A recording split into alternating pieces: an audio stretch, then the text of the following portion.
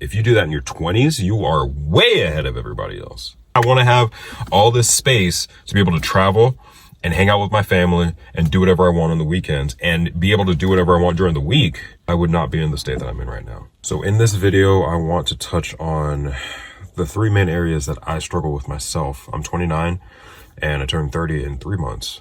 And these are the areas that I wish I would have changed my mindset in when I just got into my 20s. Before I get into the three topics, I want to touch on mindset. Everything that we do in life, we're going to have to approach with a particular mindset. And that mindset dictates what we do and how we go about changing our circumstances if we want to. So when it comes to being in your 20s, you're setting the foundation for the rest of your life. And what you want to make sure you're doing the most is making sure that you're setting the most stable foundation so that you don't have to worry about digging up things later. The first area I want to talk about is the area of physical appearance or vanity. So for me, when I was younger, I used to focus so much on how I looked because I dealt with eczema when I was up until age 12. And up until that point, I didn't really have a lot of friends. Not a lot of people wanted to talk to me. Not a lot of people wanted to be around me because of how I looked. My eczema was fairly severe.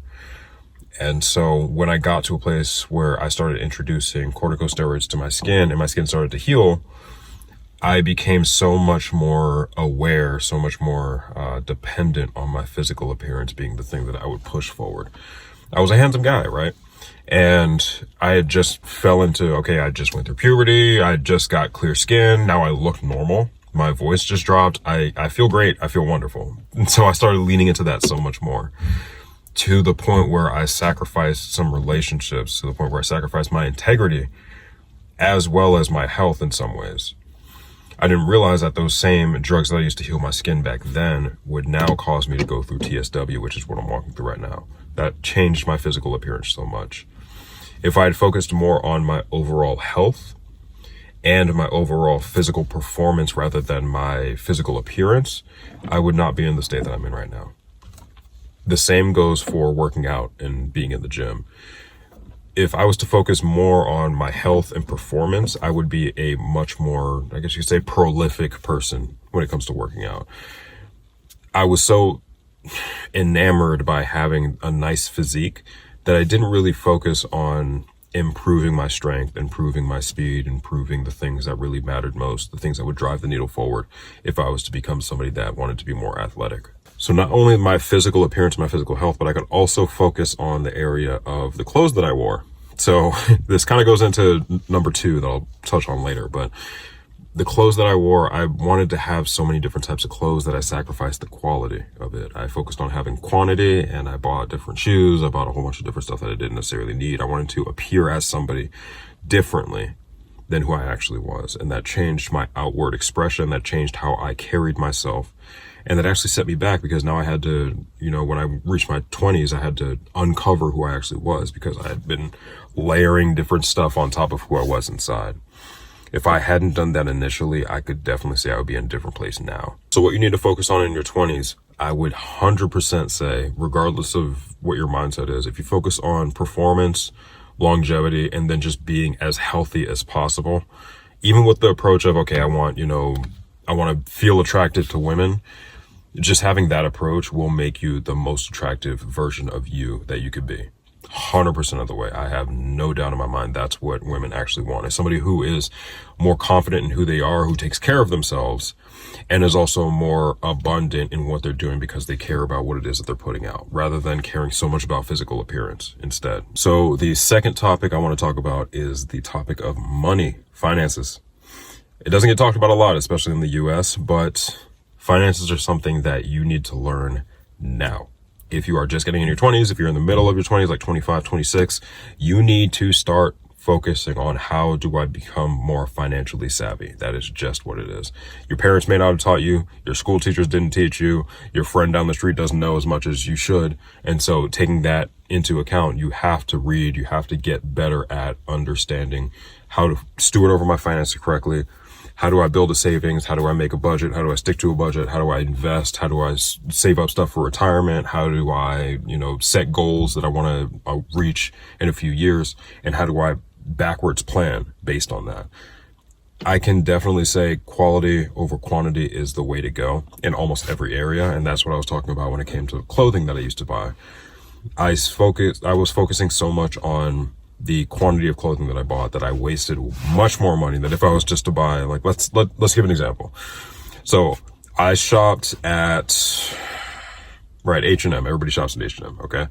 You buy a $6 basic tee and you're good for, I don't know, maybe 5 or 6 washes before like the seams start to warp. I'm sure you've seen that before. If you shop at H&M, you probably shopped at Forever 21 if you didn't. And so you know what I'm talking about, as opposed to getting a t-shirt from, let's say, The Gap. That shirt from Gap would probably last 50 to 60 wears. Like, I still have a shirt from Gap that I bought 12, 13 years ago. This was right before college, and I graduated, or I started college back in 2014. It's 2025 now. The shirt is still good. It's insane. My H&M shirts, not so much. I cannot say that's the case. And had I focused more on the quality of the stuff that I would wear, I would realize that I'm paying more in the long run because cost per wear. Oh, it just got really bright. Sorry about the lighting change. But it's so much more expensive when you think about things differently. My approach in thinking about cost per wear is how you should really think about stewardship. I'm not focusing on the initial cost. I'm focusing on how much I can get out of this for what I'm paying for it. If you buy a $2,000 car that, I don't know, you're able to use without having to pay a loan on it, like it's $2,000, you paid that cash and you're able to use it for 10 years. Oh, that's incredible. You paid $2,000 for a car that you can use for that long of time, as opposed to a $20,000 car that is maybe 10 years younger, but you're still continually paying those payments over time. If you take the cost per usage of the car, that's $2,000, you maintain it as best you can. It's a nice Honda Civic 2006, and you do your best to maintain it. You come up to monthly maintenance. You do that and you will get much more benefit out of it. You need to change your mindset. It's not about how much you're spending. It's about how much you're losing because of how much you get to use that afterwards. It's all about stewardship. If I spend $100 here, I want to stretch every single penny of that $100. I don't want to have $100 be used for one thing. I want to spread it out 100 different ways, but make sure that it is as quality focused as possible. Now, continuing with money, wealth is something that you need to start thinking about. Not riches. It's not saying, okay, I want to go outside and get a Beamer. I want to buy a Benz. I want to get an AMG Benz or something like that. It's just saying, how can I make sure that I am as financially stable as possible once I graduate college, once I'm in my first job, once I get set into my career path, which we're going to talk on later. When it comes to those aspects of wealth, you're thinking about not how much you have now, but how much you'll have later. Everything that you need to do now needs to be more future focused. You change your mindset about reading. You change your mindset about what time you're waking up, what time you're going to sleep, what you're eating, how much you're drinking. If you're drinking, you got to stop smoking. It's not good for you. Who you're hanging out with, what job you're going to have, again, which we're going to touch on later. All of these things have to be focused on the future. You can't just be shallow-minded, you can't focus on things and have such a right now mentality and expect to build something that sustains time. You need to think about time in order to build something that sustains that time. That's how you do that. When it comes to wealth, wealth is you setting aside something for rainy days, for long term, for end of life, and if you have kids, leaving a legacy. A godly man leaves a legacy for his children and his children's children. It is not just for you. You're building a foundation. And with that, don't get into debt. Please, I beg you. I literally beg you. I and my wife have paid off $25,000 of debt. And it was specifically consumer debt. It wasn't like student loans. We both didn't have student loans. It was because we did not plan ahead. We didn't have a savings. And when we realized we were going to have a kid, we decided to up our spending exponentially. And we just didn't account for some things. That could have been mitigated by us having a game plan ahead of time, setting aside money, have that built up, thinking about what could happen. and then planning ahead. And that's what it means to actually be intelligent with your money, intelligent with your life, intelligent with your mentality. Now, the third area I want to talk about is job, career versus your work. Now, there's a difference between a job versus the work that you do. And this was coined by Miles Monroe, as far as I know, where he says a job is what you wake up to do. Your work is what you were born to do. So me, I had a job as a personal trainer. I don't know if that was my work. I had a job working at McDonald's. I can tell you that wasn't my work. I had a job working at Hollister. I can tell you that wasn't my work. Your work is often tied to what you're passionate about, what frustrates you, and how you want to serve people. Again, tied to what you're passionate about, what frustrates you, and how you're able to serve people. And a lot of times, actually all the time, every single time, I'm not even saying a lot of times, just to take into account, some exceptions. There's no exception to this rule. Whatever is supposed to be the thing that you're supposed to do for work is tied to your purpose. That is your purpose, okay? And so if you think about the things that you're good at or you have an unfair advantage at, that's what Ali Abdaal has talked about. You have an unfair advantage at something, and something that you have been, blessed to have the experience with over time. And then you add those other three in, which is I'm passionate about it. It grinds my gears when things are done incorrectly, and then I'm able to serve people. You add those 5 things together, and that is what your work should be. Now, how do we go about job versus work? When we think about a job, we think about the thing that is going to bring us money, that will sustain us on a day-to-day basis. That's all that is. It's just to make money. That's all a job is, okay? So you go there, 8 to 5, 8 to 1 o'clock, you work, you have a little break, and then 2 to 5 or 2 to 6, whatever time you get off. That's your job. 9 to 5 is your job. 5 to 9 is your work. So in that 5 to 9 time after your job, you have to work on the thing outside that will be able to sustain you in the long run, the thing that's really tied to your purpose. Now, if you want to be what's called financially free, you have to focus on improving your aspects of mentality tied to your work and how you can serve people to a point where you bring up a level of finances that overshadows what you make from a job. So, for example, let's say you live off of, and this goes back to finances. So this comes with a budget. So you set a budget and you say, I need, $3,000 per month to maintain my current state of living right now. My comfortable, this is absolute bare minimum. Food's taken care of, gas is taken care of, car insurance, health insurance if I'm paying out of pocket, rent, anything else, everything is taken care of with $3,000 a month. That means that in your job, you're making more than $3,000. You need to save some of that.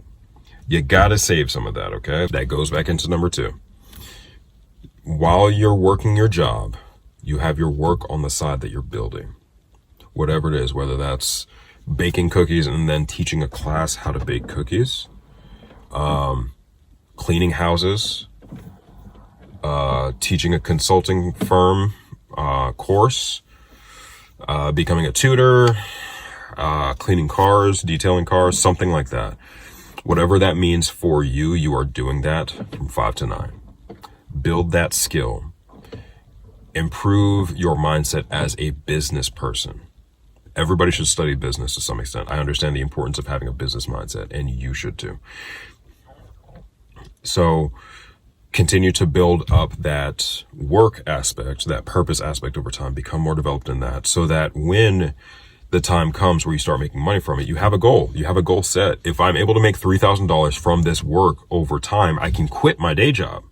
Think about it that way. I want to have all this space to be able to travel and hang out with my family and do whatever I want on the weekends and be able to do whatever I want during the week. I can dictate my own time. I'm financially independent at that point. Financial freedom is I'm free from debt. Financial independence is I make my own money without having to work underneath somebody else. I'm my own business. And so if you add those two together, if you make $3,000 from your work and that's your minimum budget, you can quit your job. People wait till retirement to do that. If you do that in your 20s, you are way ahead of everybody else. You're ahead of me, I'll tell you that much. And so what I'm doing right now is I'm trying to build up something over time. I'm trying to build up what it is that I have found from being in quiet time with God and praying and seeking what it is that he's designed me for. And I believe that I have an understanding of what that is. And so I've been building that up slowly over time. I've been uncovering some of those things. I've been unpacking some areas of my life, and I've been undoing some of the things in these 3 areas. And that has been the most gut-wrenching part about it. If you can avoid building up these absolute discrepancies in your mindset, you will save so much time. You will be far ahead of anybody else your age, including people twice your age. Focus on your health and become health focused. In finances, don't worry about what other people are going to think about you. They're too busy thinking about themselves. Focus on building something that will last. And number 3, build something that is financially freeing for you. Find out what your purpose is. Become a master at what it is that you do. Become an absolute expert. Study, read, train under somebody. Become a business person. Get to know sales, get to know marketing, get to know all the things, your customer profile, everything they need to do. And then become financially free by setting yourself apart from the rest of your people your age and not working for somebody anymore. Work for yourself. So if I had to start over and I had to start in my 20s, that's what I would do. In college, I would save as much as I could. I would try to build a good foundation, and then I'd be able to set myself apart from everybody else. So if this video helps you, please leave a like, leave a comment. If you have anything to add, I know there's a lot of stuff that people love to add to this. Look down in the comments and see if you see anything that you feel will be beneficial to you and like that as well. My name is Steven. I like to talk about mentality as well as health for men. If that's something that interests you, be sure to subscribe. I try to upload once a week, at most, at least every other week. So I will see you in the next one. Peace.